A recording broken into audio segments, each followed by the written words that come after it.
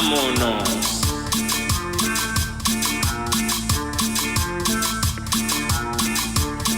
Ricky Novea. Don't be a fun. No, Don't Jose, be a it's like fun. you mute the mic when you play the intro.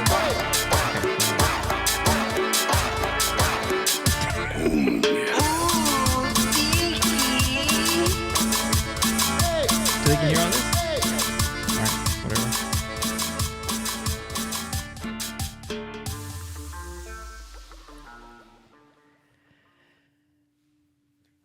Alright, whatever. All right.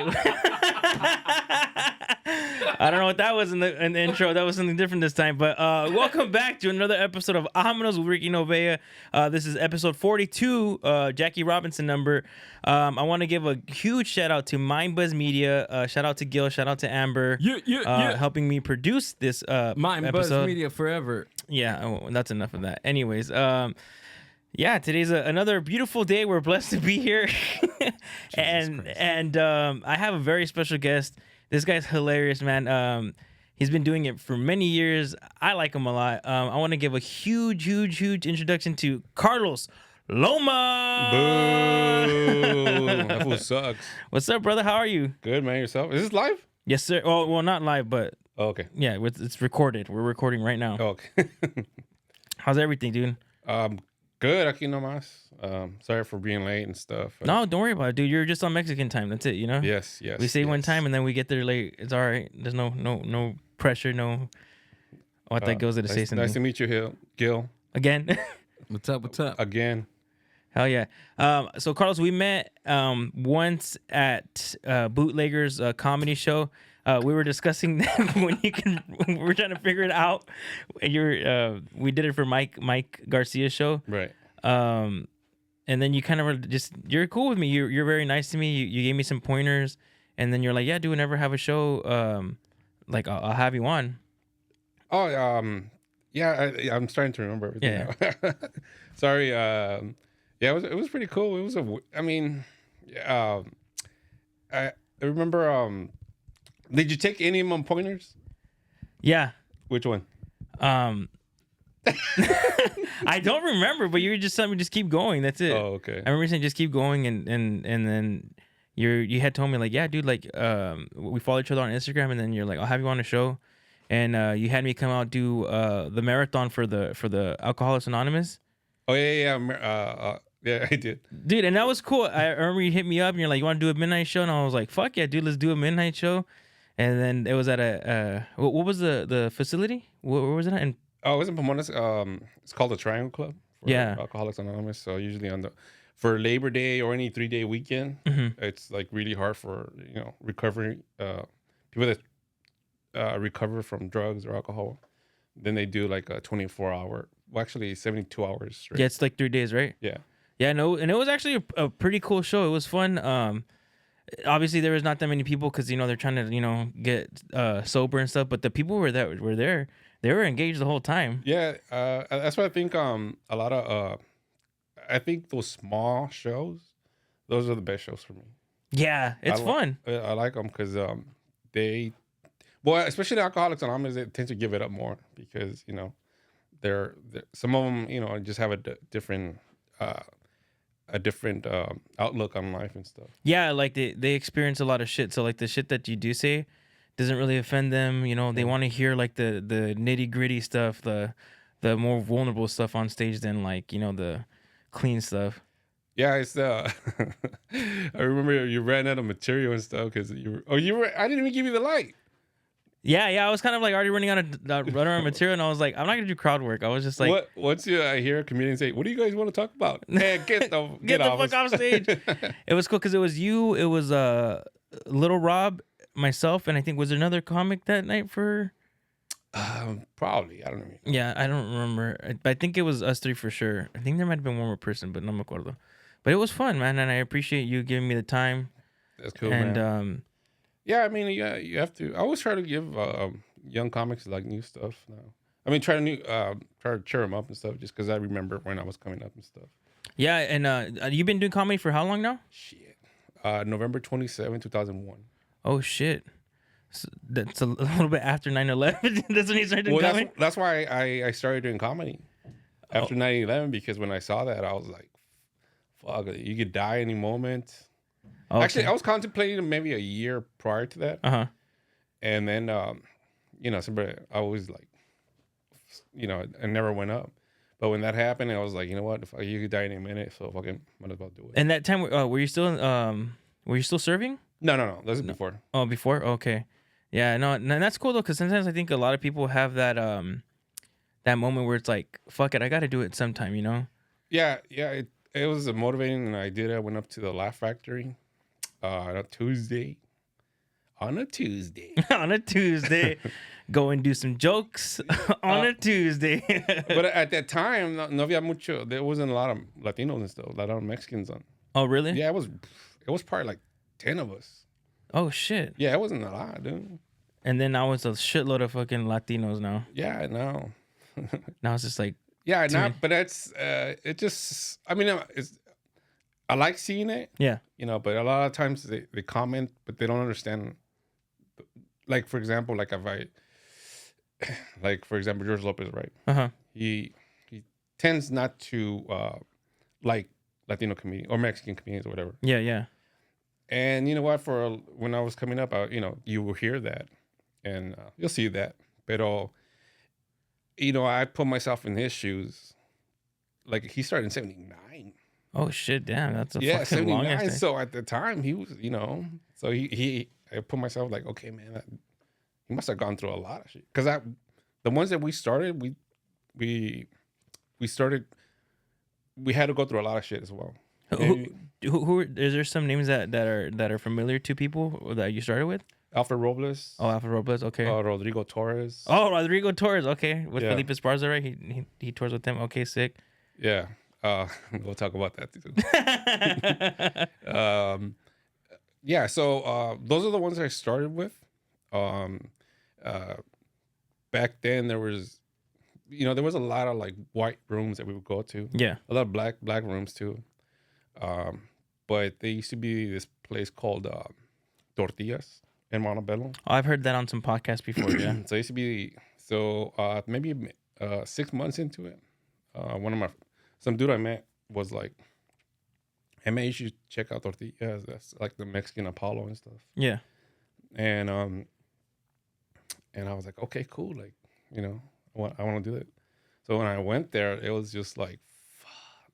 It's a bar. Yeah. But it was just like nothing but raza. It was nothing but raza. There was a guy who hosted Willie Barcena. Oh, Willie Barcena. Yeah. Yeah. Okay. Willie Barcena. So everybody who was kind of big would go there. Fluffy would go there a lot. Not a lot, but he would drop in just because he was touring most of the time. Paul Rodriguez would go there. So a lot of black comedians as well. Oh, that's cool. Is that place still open? I drive through there. Se llama Antiguas, I think. Antigua. Oh, is it different? Yeah, I know. And you hear all those names, and I've heard of Tortillas like in podcasts before, and a lot of legends like kind of like, or a lot of bigger comics, came out of that. Yeah. And it's cool. It's nice to see that the Latino community for comedy is growing. I still feel like there's not a lot of Spanish shows. Yeah. But it's like a lot of Spanglish. And have you ever tried doing comedy in Spanish before? Yeah. I went to Mexico. Oh yeah. Yeah. Mexico City. Dude, and that's something that I want to do is like I know I have a little bit of material in Spanish because it's hard, especially when you're trying to translate from English to Spanish. I feel like you have to come up with basically like a new set in Spanish. No, you do the same. You think so? Yeah, because all the comics over there, what they do is they steal all the material from like the English comics.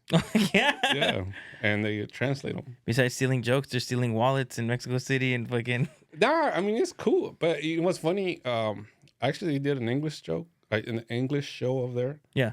With Cisco. There was a. It was a show called Pinche. The restaurant's about Pinche Gringo. Pinche Gringo? That's the restaurant's name? That's funny. It's owned by a Jewish American from Jersey. Okay. And so we went over there, and I get up on stage, and it's a big old American flag. In the back, what the fuck? And it was pretty cool because I was also culture shock over there because you hear a lot of negative things about it, but then you go over there, it's like fuck, everybody speaks English. Yeah, I'm pretty sure. That's where my parents are from, Mexico City. So, and plus, a lot of Americans are going over there. To Mexico City. They're fucking. What is that? Gentrifying, Gil? Is that what it's called? Gentrifying? Yeah, gentrifying. Yeah, that's one section of it. Yeah, right. Yeah. There's a lot of veterans that basically retire out there too. No. I didn't meet a lot of them, but yeah, there's a section. Yeah, there's a lot of Europeans. A lot of Europeans. Yeah, and then how did that show go? For the English joke that you did, or the English show that you did? I was good. I was doing my material, but it was a bad setup, so I just started talking shit. There was Germans there. I was like, Well, we beat you in fucking World War II. I was like, I was like just insulting everybody, like fuck you guys. Like, A good old fuck you to everybody there. yeah, because it's funny because I was like, fucking Nazis. Hey, you should talk to the owner, man. You could probably fucking kill him and shit. Oh fuck, that's right, dude. That's crazy.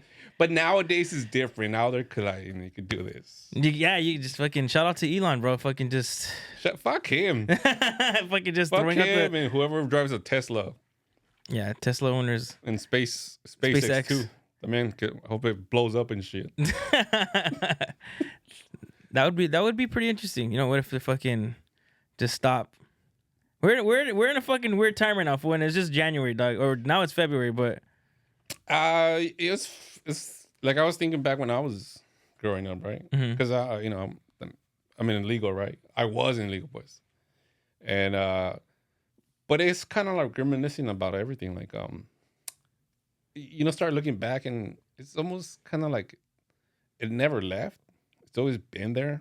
it's just cycles, huh? It's just like another cycle. Yeah, the cycle of racism in America. Yeah. It's always like, oh, it's the Muslims, oh, the Mexicans, Chinese, once in a while. Once in a while, every Chinese New Year, they get some racism. Yeah. Yeah.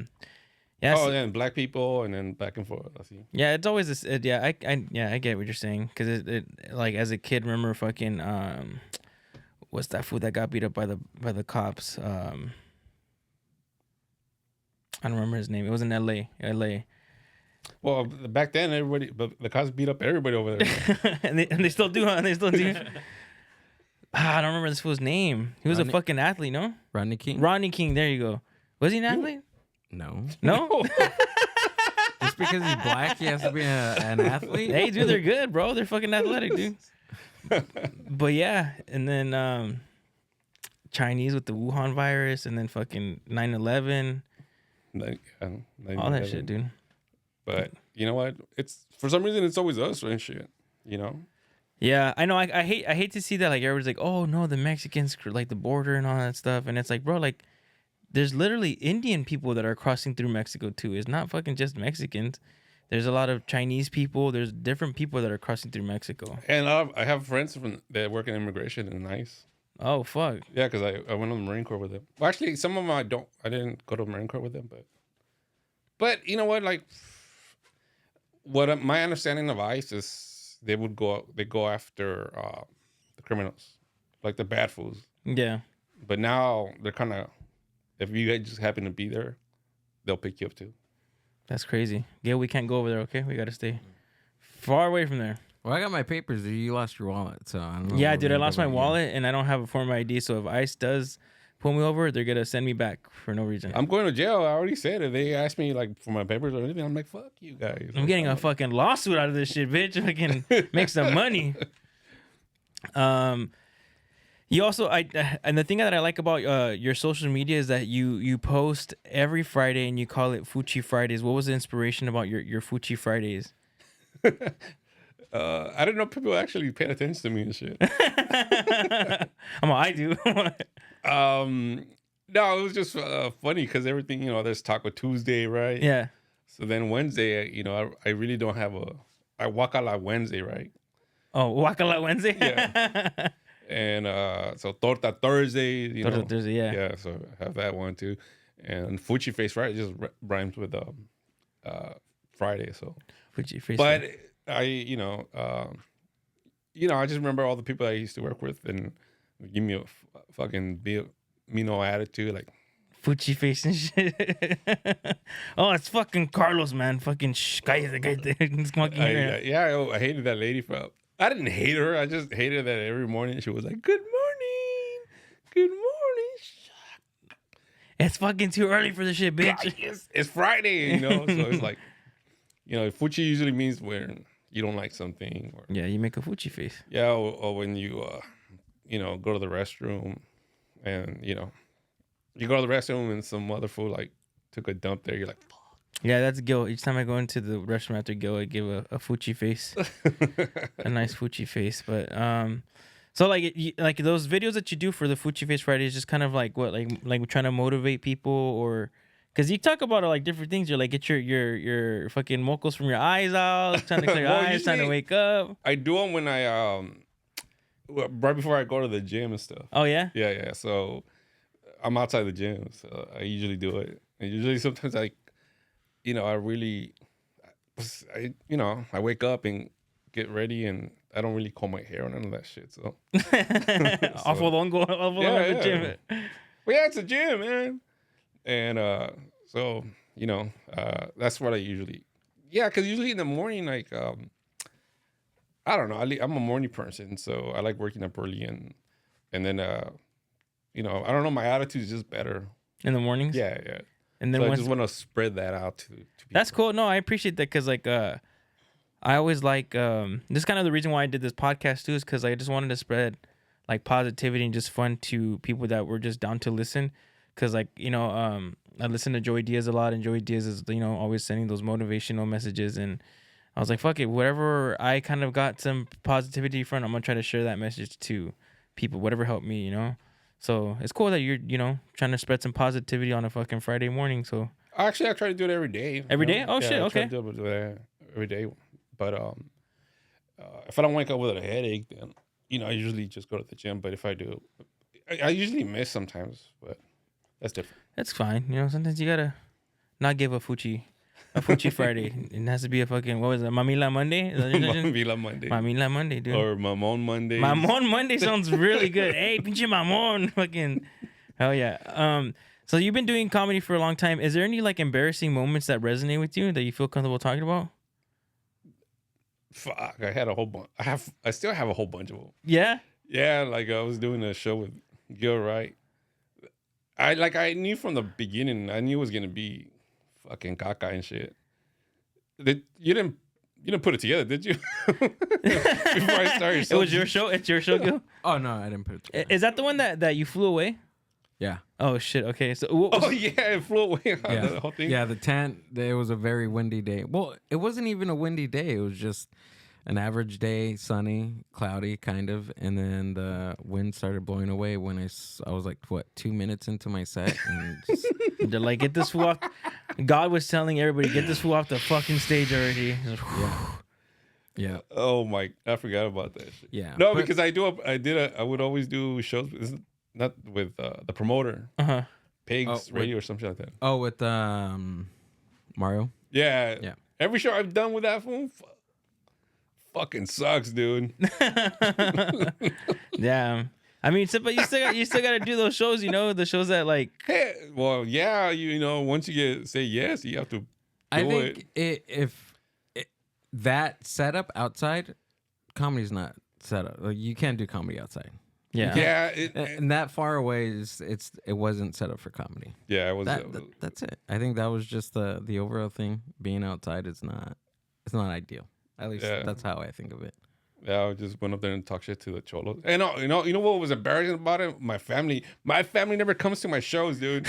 And they show up for this one. I was like, oh my god. It was a fucking homie meetup, huh? It was a lowrider show, right? It was lowriders and stuff. Yeah.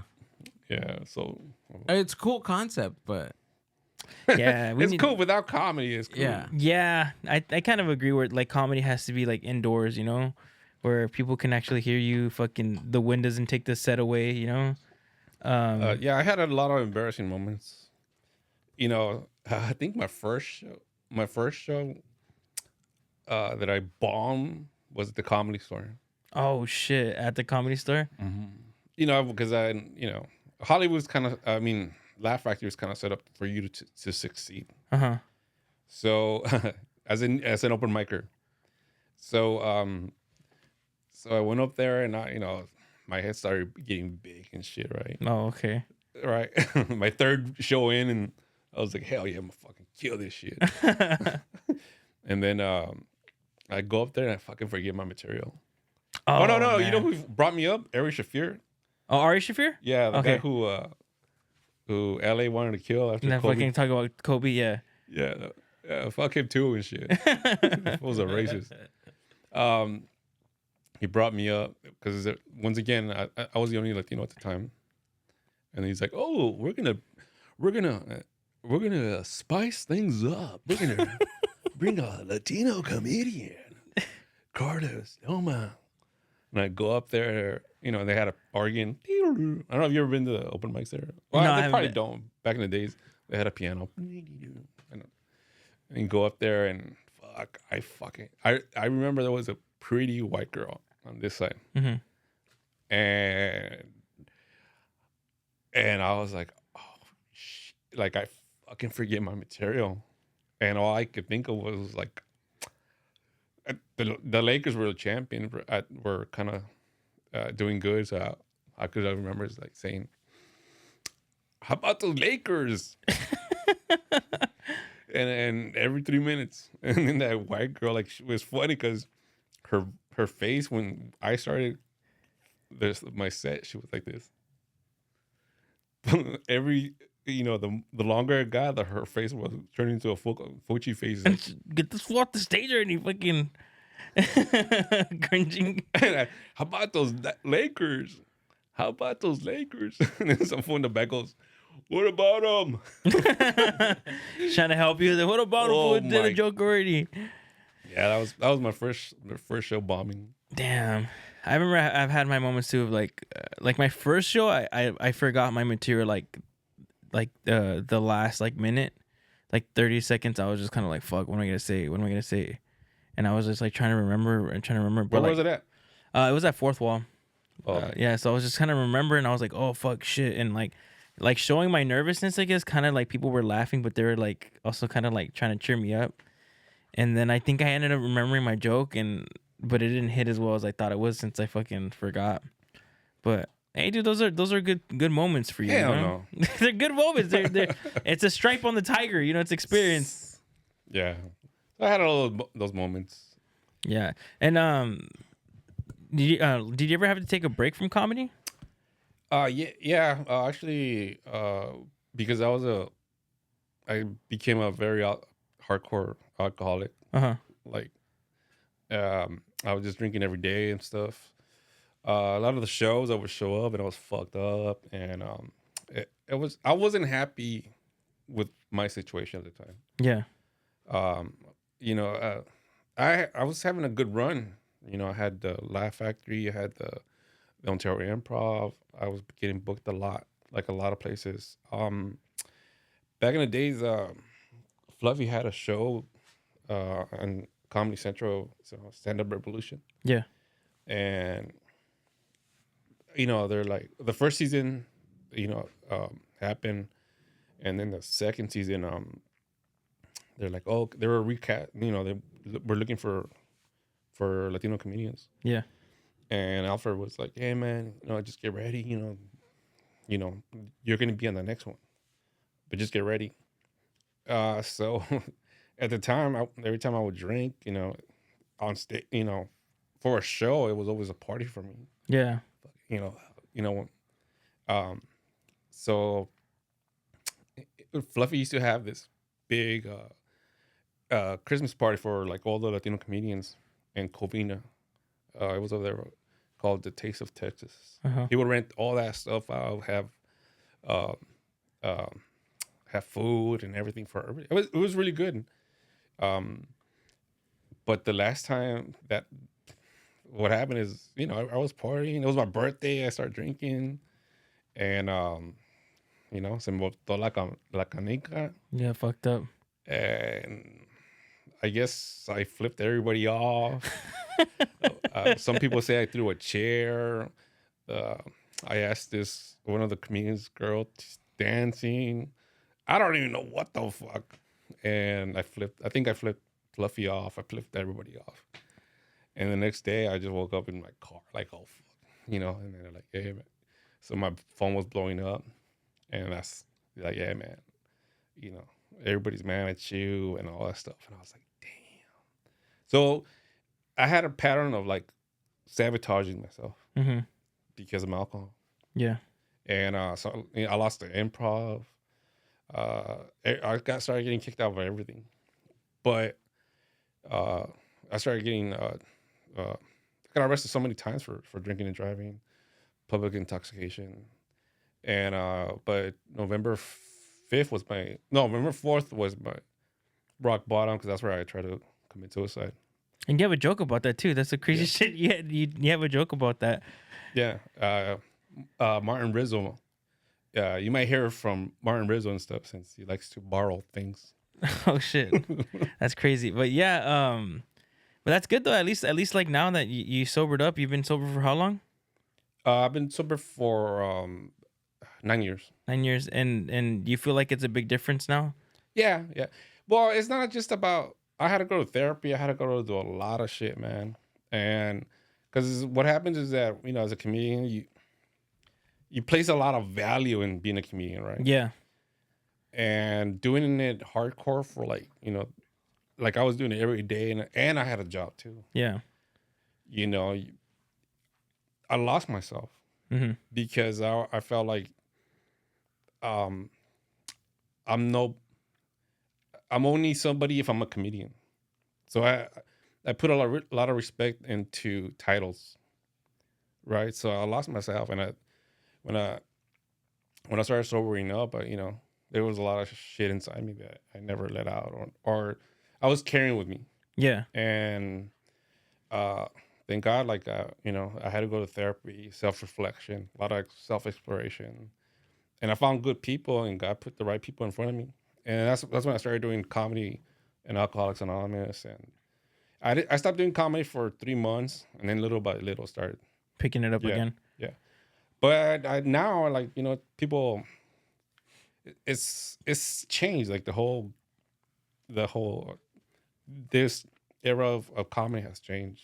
Yeah, I know it is. That's not the first time I heard that too. Like a lot of comics that have been in the comedy scene for a while say that it's all changed. Like it's a lot of depending on how many followers you get, so that way you can have people come out to your show. It's a lot of people that aren't that funny because they're not respecting the craft of comedy. They're more just like they think that what their TikTok videos or like shit like that isn't a. Yeah, you know what's funny? I think one of the shows, the bootlegger or whatever, one of the comedians, I think it was the African comedian or something like that. He went up there and then he did a joke, and he's like, but it didn't do good. And then he's like, man, this joke killed the internet. Like, what the fuck? So it's kind of like that, like people, like comics, you could just hit people up on DMs. Hey, can you give me a spot? Yeah. Stuff. Like back then, we would go to every show. We go to every show, be like, hey man, can you get a spot? And then we'll only give you like 3 minutes. But now, a lot of comics, they have this entitlement. Like, oh fuck, God. It's like, I have so many followers. Like you should give me time. You should give me time, and also like, I have so many friends on Instagram. But that doesn't translate to being on stage. Being on stage is different. Yeah, no, I think so too. I think a lot of people try to, like, I think comedy is honestly a marathon. It's a marathon.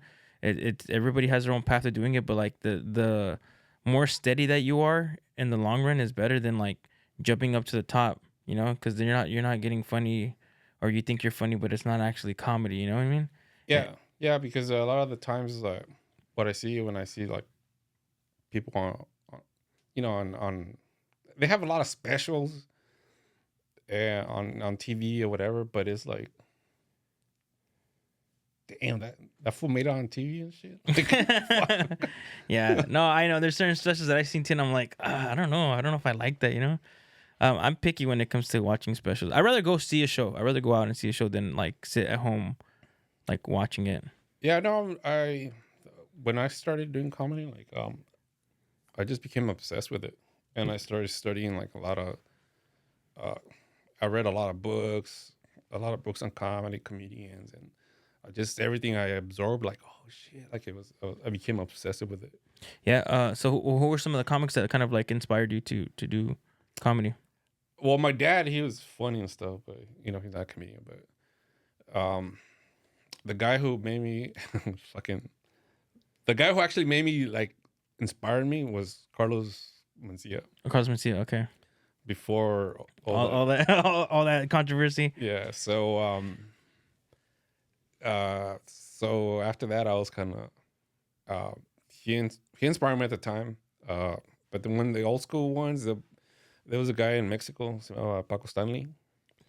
I'm better with faces, so if I like Google him, I probably remember. Yeah, no, he was just like that wasn't a stand up. He just had like a show, morning show, and that would just made me laugh. Tintan is a comedian, movie comedian in Mexico. Richard Pryor, of course. Bernie Mac. Bernie Mac was a fucking killer, dude. Yeah, he was really good. Chris Rock, of course. Tend to like George Lopez, the first CD he had. Not right now. That shit fucking killed, dude. Bill Hicks. Bill Hicks is one of my favorites. Yo, you like Bill Hicks too a lot, right? Yeah. Don't you have something? Yeah, tattooed on him. Yeah. It's just a ride. Was it? Oh yeah. From his bit. Yeah, no, he was a monster, dude. Yeah. Like that's Sam Kinison, not like Sam Kinison. Sam Kinison, yeah, he's another legend. I also like Charlie Chaplin, Don Rickles. Don Rickles, fucking Don Rickles, dude. He always comes up on the fucking when he does like I don't know if he's like hosting or he's just like he comes on like on the fucking movie awards or some shit like that, and he's just fucking talking shit to the crowd. I forgot what the actress's name too, and he's like, "Oh, you never come visit me" or some shit like that, right? And he's like, "Oh, don't talk. Like no one asks you to talk." He's just fucking old school, awesome old school fucking machismo right there, dog. Yeah. No, it was good. I actually saw him live before he passed. Oh, for real? Yeah. How was that? Him and Joan Rivers. Joan Rivers. Yeah. I didn't even know Joan Rivers. I didn't even know she was a comedian, but she's the one that would be on fucking E, right? The channel E. Yeah. That's crazy. I Love Lucy was one of my favorites too. There was this old school like Phyllis Stiller. It's old school. That's cool. Yeah. So anyways, they were. Are you familiar with that? Cool. Phyllis Diller? Yeah. No. Do you like Red Fox? I don't. I'm not I understand what he's doing and stuff, and I watch him a lot. I'm not his style of. I don't relate to it. Gotcha. But yeah, the one-liners and stuff. Yeah, his style. I have an album. I have like a vinyl album, and I've had it for years. My dad had it. My dad liked him, and I was listening to it last week, and I thought it was fucking hilarious. Yeah. Yo, was your dad funny too? Yeah, it was. I think so. I'm just saying because I relate because you said your dad's funny and like my dad's funny, and that's kind of one of the reasons why I wanted to do comedy too. Because like when I told him I wanted to do comedy, he was like, "Go for it," you know, like I really want you to do it. He said that? Yeah, because he's like, as a kid in Mexico, like I wanted to be like a host of a show or like. You were born in Mexico? No, I was born here, but he was born in Mexico City, and he would be like, I wanted to be a host, or I wanted to do some comedy, but like I couldn't tell it to my dad. You know, he's like I didn't have the support.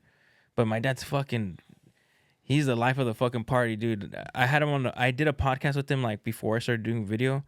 And man, people loved that fucking episode. People love that episode so much because this was just fucking like, you know. I have a show with my dad, the show de Juan y Carlos. Oh, yeah? Yeah. So of course, man, your dad's funnier than you. I know. I know, motherfucker. I know. What do you think I'm trying to be like? I'm trying to get like him. So Juan y Carlos, is that like a podcast or is it just we haven't done an episode lately, but we're gonna start doing it again. Hell yeah. And what do you guys what's your podcast about with your dad?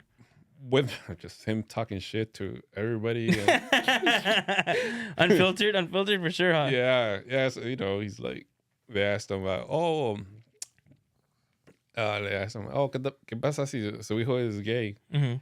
Oh, pues qué bien, pues ojalá que me traiga un licenciado. Yo, he means a lawyer. Okay, he's saying maybe his son will bring him a lawyer one day.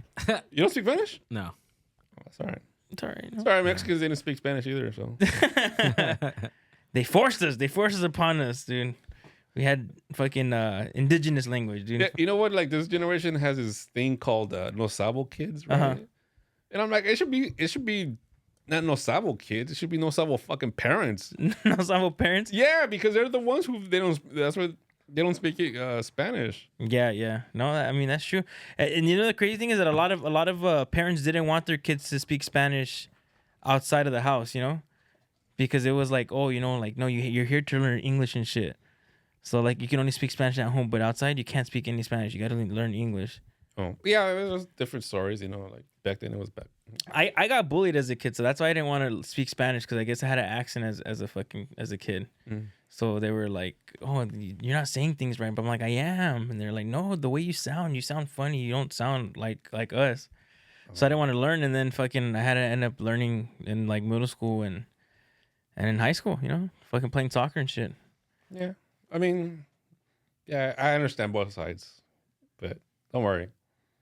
You sound great. Thank you, thank you, Carlos. Thank you. I got the approval from Carlos. Have you ever done any comedy for troops and stuff to give back? No, fucking assholes. Fucking assholes. No, they never booked me. I think. Well, no, not really. I think I might do a show in San Diego at the VA, the Veterans Hospital. Oh yeah, for veterans. that'd be cool. Nah, but I never done because one, I'm not Hollywood material. So, but no, you have to have connections, dude, to actually get booked at all that stuff. And I'm not a very sociable person, so I don't know how to network and shit. Yeah, it's kind of tough. You Gil and I talked about it. It's like we kind of just like get annoyed of some people at sometimes, like we just want to. Here we go. Like we Those do. sandals come out. We go do some mics and shit, right? And like we'll Some what? wait like open mics, right, or shows and stuff. But we just kind of like mind our own business. I feel like it's kind of weird sometimes when you're like, oh hey, what's up? My name is blah blah blah. I'm a comic too, It's como like kind of being a kiss ass, like kind of like That what that used to that was something that hindered me. It has hindered me for a long time because I have that this fucking kiss ass and all this shit, right? Yeah. But changing perspective is like, no, you just have to network and be nice and courteous to people. Yeah, being nice. That's one big thing, because I know like maybe when you were doing comedy or back in the day, there was a lot of comics that were assholes, no? Yeah. And then they kind of like, I don't know. Well, you hear it like in different from different comedians that like, no, a lot of comics would go through some shit to just kind of like get some time, and then sometimes they get fucked over, or I mean, it still happens now, but now they do it with a smile face, like, with a smile on their face. Yeah, no. I mean, you just have to be cool with everybody, man. Yeah, And I agree with that. If there's a new comedian coming up, I'm like, sometimes you just gotta shut the fuck up. You know what I'm saying? Like it sucks, but at the end, it's a business. And that's one thing I didn't learn. I didn't learn about the business because I realized that I'm an artist. I'm creative, and when it comes to creative people in business, they always, and if you find the right people with business, and then those are the people that kind of, you see blowing up or whatever. Yeah, no, I mean that's true. That's very true. Still, Gil, we gotta find a business person to help us.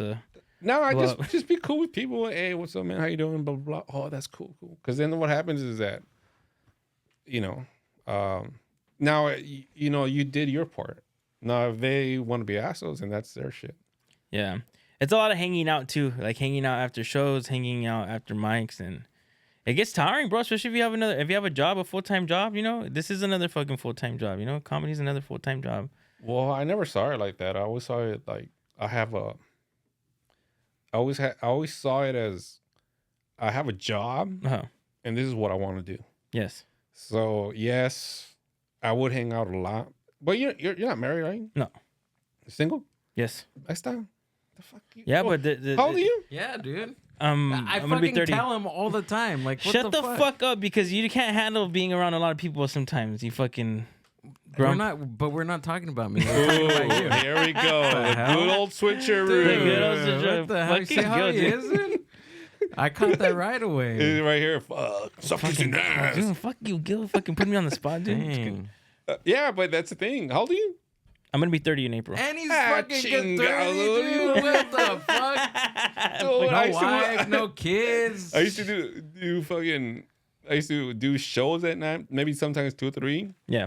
Get fucked up, and wake up and go to work the next But morning. that's the Mexican genes, bro. That's the Mexican genes. You, ¿Tú también? hell no, fool. Sometimes I'll be out. I'm like, fuck, I want to go home and sleep, dude. I don't want to fucking drink or There fucking. you go. See the Mexican entitlement. The I have papers. I have papers. So when you don't have papers, you just fucking make the worst decisions. Fucking. Well, no. When you have that mentality, like you got to hustle. You just like fuck. I don't know. To me, it was never tiring. Like I never, even though if I was really tired, I would show up no matter what. Yeah. So yeah, that's one way. Yeah, it's being lazy. I'm a huevón. Yep. Yeah, because once you start doing, you start having excuses like that, like, oh, I gotta wake up. Well, yeah, we all have to wake up and shit, right? Hopefully, right? Some of us. Yeah, some of us. But to me, it was having a job was just to maintain comedy. Yeah. That was it. No, that makes a lot of sense. That makes a lot of sense. So, but usually, if you start saying the comedians that I've heard saying that through my time, they usually like kind of stop doing stuff. Oh yeah. Yeah. So We're quitting comedy, Gil. We're quitting comedy. Dude, I know why you bring me into this. Because What the we're a fuck's your team. We're a problem? team. We're a team. No. We're part of No. Puro Podcast. You know what's funny? Enjoy this moment. Jesus Enjoy this Christ, moment, dude. Because in 5 to 10 years, you guys are gonna hate each other. Watch. I hate him now, dude. We hate each other now. I hate him right now. Right now. Nah, yeah. Jesus. Imagine. That would be pretty interesting. It's happened, huh? What? Just to fucking hate each other. Yeah? He says 10 years. I give it 8. How about that? What's your take? No, I give it like 2 I gave 2 more years. 2 years. 2 days. 2 days. 2 more years. 2 more years. So what's next for you, man? What is your? Do you have any Fucking shows? going back on the freeway and shit. Going back on the freeway. No, I'm just focused on trying to start my my podcast again. I was doing it with Jose V. I don't know. He went straight out Salvadoreño on me, but Who's they? yeah, Jose. Jose Vasquez? Yeah. Oh, so it's Jose, right? Yeah. Oh, okay, you were doing it with him. Yeah. Well, we started doing comedy too. Actually, no, I did it before. Then he would do these comedy backyard parties. Oh, okay. Yeah, in Linwood, and he sell pupusas and all that stuff. So, yeah, he was my boy, but same thing, He se separan. That's life, dude. That's life. Sometimes fucking people are not meant to be in your life for long, Gil. Yeah, this probably could be the last episode of Amonos. Amonos. My next would be like, fuck Gil. I don't like him anymore. He didn't fucking rub my back when I asked him to. He's like, fuck that. Well, you were too tired because you were at You're work. too tired. You're Huevòn. So the podcast, any shows coming up? Hey, nobody fucking books me, dude. I'm waiting to get booked at the horchata, but I don't want to kiss ass. We're waiting too. We're waiting too. We're waiting too. We're waiting too. We're waiting to get booked to do another show. Hopefully soon, man. We were talking about that, right, Gil? Yeah, doing another show. Doing another show. We just the marketing on this shit. It's hard, bro. It's hard. Yeah, but you know what's cool? Like my experience, like, learn from that. Learn from okay, you understand For example, one thing that pisses me off when they will book me, right? They're like, hey man, they don't book me as a headliner, they book me as a feature or whatever it is. Fine, I'll do it, I don't care. And then the guy who's running it, they always say, hey man, are you gonna bring some people? Are you gonna bring some people? It's like, fool, you're only paying me this much. Like, what the fuck? Why am I gonna? The headliner's supposed to bring people, not me, motherfucker. Like, no. So when you run a show, it's your job, but you have to learn from that. Think about it in the big stages, right? You're gonna have to do that when you're in a bigger position. Yeah. So just learn from that. And what do you have any advice on that? Start doing your own shows, and try to make yourself the headliner. But my advice is to learn how to be a host first, and then be a feature, and then be a headliner. Because there's some fools like been doing 6 months comedy, yeah, some pinche La Gloria and shit. La Gloria. So, and I've heard this before where it says the most difficult part of a comedy show is being the host, right? Do you agree with that? Because you're basically setting the tone for the show. I think every part has their own difficulties, but I don't think is it hard? Yes, because a lot of people can't do it. Some people are meant to be an opener. Yeah. Some people are meant to be a feature. Some people are meant, and to be a headliner. But there's different steps. If you learn how to master all of them, then I think you'll be a better position to be a great comic. So what do you think are the differences between all those like positions? Well, Tim Allen, Mm-hmm. he has they did an interview with him, and he said, your job as a headliner is not a headliner, pardon, a host is to kill the opener. As a opener, your job is to kill the feature, and a feature purpose is to kill the headliner. So I think if you understand that, then it has its levels and stuff. Does it make sense? Or No, I get it. So you see that makes me think of like Cedric the Entertainer, right? He's talked about where he likes going after somebody that fucking kills their set because he's making him work for his money, Mm-hmm. So from my understanding is like you want it to kind of make it, I don't want to say harder, right? But like to bring for the next person to bring their fucking A game to make the show great, Right. So that's what I understand, and that's what I get it from what he said. Yeah, because there's some people that are intimidated if you book somebody who is funny, like funnier than you and all that stuff, and but it's kind of like the story of Rick James and Prince, right? If you listen to some of the interviews, what's it called? There's a show on Showtime called it's kind of like people tell stories, but it's animated. Okay. And they talk about how Prince and Rick James brought Prince because he used to bring the white crowd. Yeah. But Prince used to he used to say, man, this motherfucker used to fucking make me work. So they were always at odds. Yeah. But it made both of them better. No, yeah, and I think so. I think that's valid. Do you think that's true? I think so. Yeah, because if you, I think it's a thing where you surround yourself with like funny fucking people, then and maybe you just started, but it gives you that extra boost to you know what, like I want to reach this fucking level. And especially doing like bigger shows with funny ass comics, it puts the pressure on you to really fucking deliver.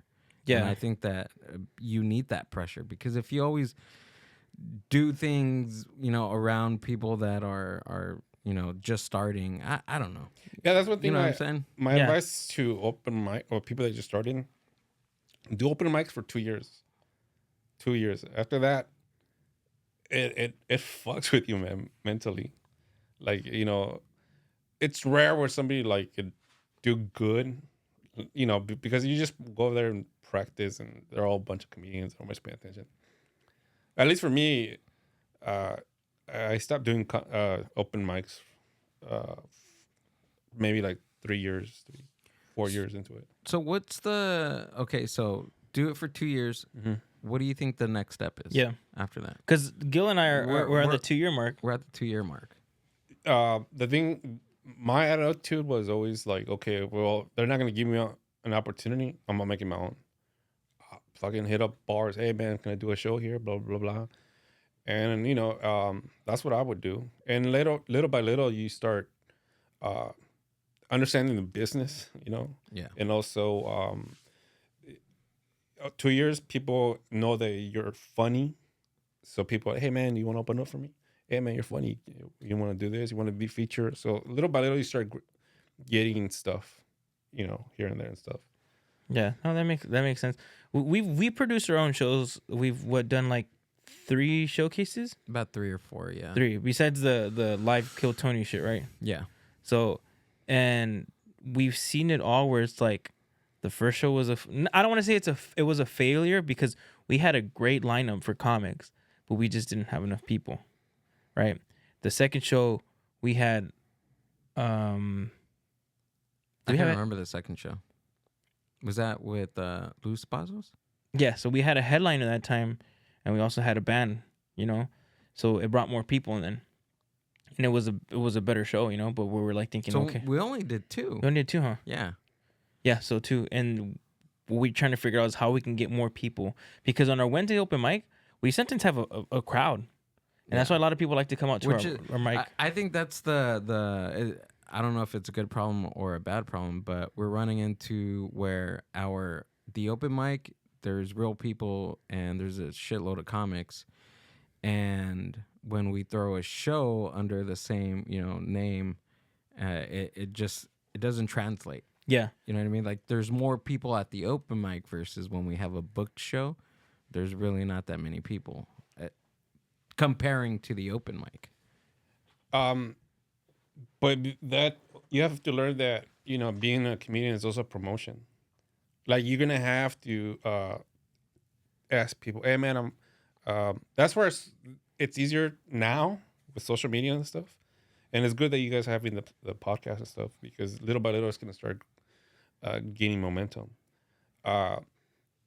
Right now, because you guys are still young, actually no, it goes for everywhere. Just hit up people that you know. Hey, I'm gonna have a real show. And also help people book comics that are gonna help you promote. that's a big thing too, where it's like we've had comics, right, that do promote, and then there's some that like it's kind of like they think it's obviously it is the promoter's job to bring people, but at the same time it's like it'd be nice to help, and it's not like just posting on your stories, like no, reaching out to people, hey, I'm performing here tonight, I would love for you to come out. And fucking hit people up individually. That's what works for me before. I hit people up, fucking people I don't even talk to anymore. Hey, I have this show. Please, if you want to come make it out, if you want to just support me or just see how comedy is, like, boom, But it's tough to find people that want to help promote. Yeah, because at the end it's your show, but don't depend on it. Yeah. But I mean, you have to, you have to find that drive in you to say, you know what, fuck it, I'm gonna fucking pack it. Like when I had the Ontario Improv, they would have a show there on Tuesday. They would always give me the weekend night. Yeah. But I didn't care. It was a Tuesday. Fuck it, I don't give a shit. And people would be like, oh man, it's a Tuesday. But my mindset was like, fuck it, I'm gonna pack this shit out. Fucking emailed everybody. Plus, some people do want to see you perform, right? Yeah. This is one thing I as a mistake that I would promote for the show, right? And I would book this comedian, whatever. Hey, this fool's gonna be there. Okay, that's cool. But I want to see you. Yeah, I've had that. And too. I didn't really like what? Even though you're doing a comedian, like you're a mate, I was like, you really want to see me? Yeah. And it's something that that I, in my obsessive personality, like it wasn't like I didn't take it as a compliment. I would always be like, but this was gonna be there, even though they fucking told me that shit. I'm like, but this was gonna be. Yeah. That's cute, but I'm going to see you. So if you guys just accept that as early in your career, then you'll have a better better outcome, I think. Yeah, because I like our first show, right? That we were. I even said, hey, I'm producing this show. I would just like if you guys can come support me trying to produce my first show. They're like, oh, are you gonna do time? Oh no.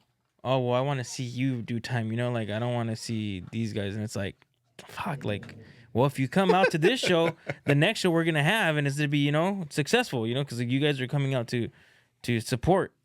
But I get that it's tough. And you're right. You should have the mentality like, I'm gonna fucking do this shit no matter what. I'm gonna have a lot of people. We're gonna have a fucking great show. We're gonna have killers on this fucking lineup. Maybe that's just what we got to figure out. The marketing. Yeah, you just have to, especially now. You guys are young and stuff, and you especially with social media and all that stuff. It's you just learn so much from experience and stuff, and also just be cool with people, man. Because sometimes, that's why I was kind of like cool with you and stuff. Because you reminded me of myself and stuff, or new comics. I don't that show we did with Gil. I was just like I apologize if I didn't say hi or anything, but I was just I was overwhelmed with everything with like the setup. I'm like, man, and then my mom and dad came. Yeah, no, bro, I believe it. I believe it. But I had a few people come out too to that show that I barely met. Maybe it was Jesse. Jesse came out. Oh yeah. He brought his sisters. Debbie came out. Jay was there. So there was quite a few people that came out to see me, and then they seen that the tent almost top over me, dude, and fly into the crowd. Man. You know what happened to me one time? It was fucking embarrassing. My friend Cisco, he booked me to do a show for the LAPD. Okay. And it was at the downtown hotel. I think I don't know, one of the fancy hotels. So they were like, oh yeah, Oscar Loma is gonna be there, and Vanessa Bryant's gonna be there. Oh shit! All that Okay. shit, right? I was like, oh fucking happy, right? And man, that was one of the worst shows. There was a big stage, but then in the mic, there was no mic. It was like where the preacher's at. Oh, like the pedestal, like a pedestal. Yeah, it was Yeah. and then it was the mic was just stuck to it. Oh my! Like if you're giving a fucking speech and shit, like inauguration and stuff. A eulogy or something. Yeah, so the ballroom was nice, and then para acabarla, like there was so many tables cool. far away, and everybody's all elegant, and I'm looking for fucking Oscar de la Hoya and it's fucking. And also Vanessa Bryant, but they didn't come. Oh. So I don't know, some fucking drama. And then, so before that, it wasn't like okay, you're gonna do like a regular comedy show. It was like comedian, and then other award for wherever the fuck it is, right? Yeah. So before me, there was curtains y todo eso. There were some kids performing. I was like, this mother. So there's like fucking 20 kids. They're like, all right, we're gonna bring the next comedian. The kids are coming down the stairs, right? One of the fucking kids fucking gets caught in the curtain. Boom! It fucking falls. Oh shit! It falls, and then I have to, I'm doing my shit, and nobody's paying attention to me because The kid fucking fell. yeah, pinche chamaco. And then fucking all the cops are not laughing at anything, so I started sweating bullets already. And then the only funniest shit I did was I said, "Fuck, man, please take out your guns and shoot me, suicide by cop." And they laughed at that. Only one guy. Only one guy. But it counted. It counted. And, yeah, man, it was. Oh my god, it was painful. That was embarrassing. Yeah, man, that fucking kids, dude. Kids have to fuck up everything, don't they? Mm-hmm.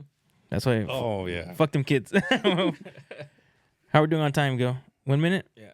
All right, Carlos. Do you have anything that you want to promote? Your socials? Yeah, Carlos Loma on Instagram. Also, Carlos Loma Chronicles on Instagram. Facebook for all those old fucks and shit. And TikTok. Okay, cool. Oh, yeah, no, and Carlos Loma Chronicles, YouTube. YouTube. Is there any like positive message that you live by that you want to share to the audience? Fuck, you put me on the spot now. Yes. Be more. Damn, man. If you don't have anything, it's cool, man. Don't worry about it. No. Well, yes. Yeah. Be more positive. Be. You got. All you need is ganas. All you need is ganas. Don't be a huevón. Don't be a huevón. Don't be a huevón. Go to the mics, even if you're tired. Fucking go do it. And then this. Let me just say this. In this time of Trumpism, with todo esa madre. Yeah. Don't let those people change you. Because if they say something that you don't like and you automatically go, this and this, they won. Yeah. And that comes with everything, pues. But don't, or even for you guys, like, don't let the negative stuff affect you and turn you into a bitter comic and shit. I mean, no, that's true. That's good advice. That's solid advice. I like that, Carlos. That was cool. So don't be with one, and don't let the negativity change you, because then they'll win. And the most important thing, message I always like to end is don't be a fucking pan. Tell the friends, your family, you love them. And, dude, fucking share this. Share it. Leave your comments. Subscribe, whatever. Help me get this fucking podcast going up. And thank you, Gil, again. Thank you, Mind West Media. Thank you. Thank you, Carlos, for being here. And we'll see you next week. Woo!